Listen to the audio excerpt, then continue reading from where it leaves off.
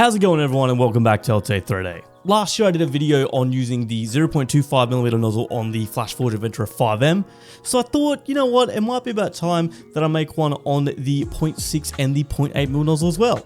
If you enjoyed the video, don't forget to like and subscribe. Without further ado, let's get printing. There's a few benefits of using larger diameter nozzles such as the 0.6mm and 0.8mm, with the main two being shorter print time and, in this case, hardened nozzles for printing abrasive filaments. Now, when you install the 0.6mm nozzle or 0.8mm nozzle into your print head, please do not forget to re-level once it has been installed, as if you don't, there's a good chance that the nozzle is going to drive straight into your bed and damage the build plate. So as soon as you install it, re-level the bed, should be good to go.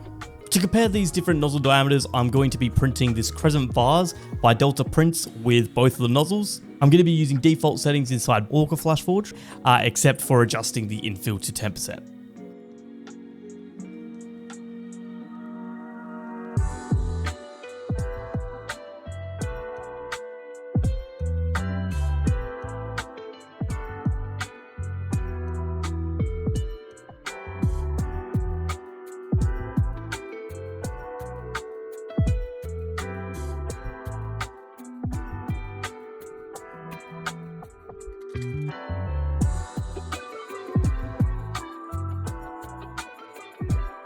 The 0.6mm file took 2 hours and 35 minutes to print, whereas the 0.8mm file surprisingly took an extra 25 minutes.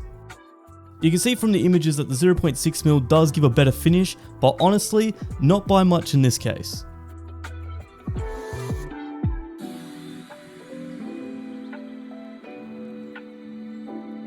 Now back to the unusual 25 minutes. I did notice something interesting when I started printing with the 0.8mm nozzle. Instead of the printer printing the purge line at the front of the machine like it does with other prints, this time it started printing at the back like it used to with the first original profiles that were released with Orca Slicer. After a bit of digging and multiple slice files in Orca Flashforge and Orca Slicer, I came to the conclusion that the 0.8mm profile inside Orca Flashforge is an older, non-optimized file, as the Moonvase file I sliced in Orca Slicer mimicked the same time duration as the 0.6mm of 2 hours and 35 minutes. I'm assuming this is because the 0.6mm profile in Orca Flashforge has been optimized by Flashforge as it comes standard with the Adventurer 5M Pro, and the 0.8mm hasn't because it needs to be purchased separately. Anyway, I also printed the same Moonvase file with the default 0.4 and the 0.2mm nozzle just to see how much time you really save using the 0.6 and the 0.8mm.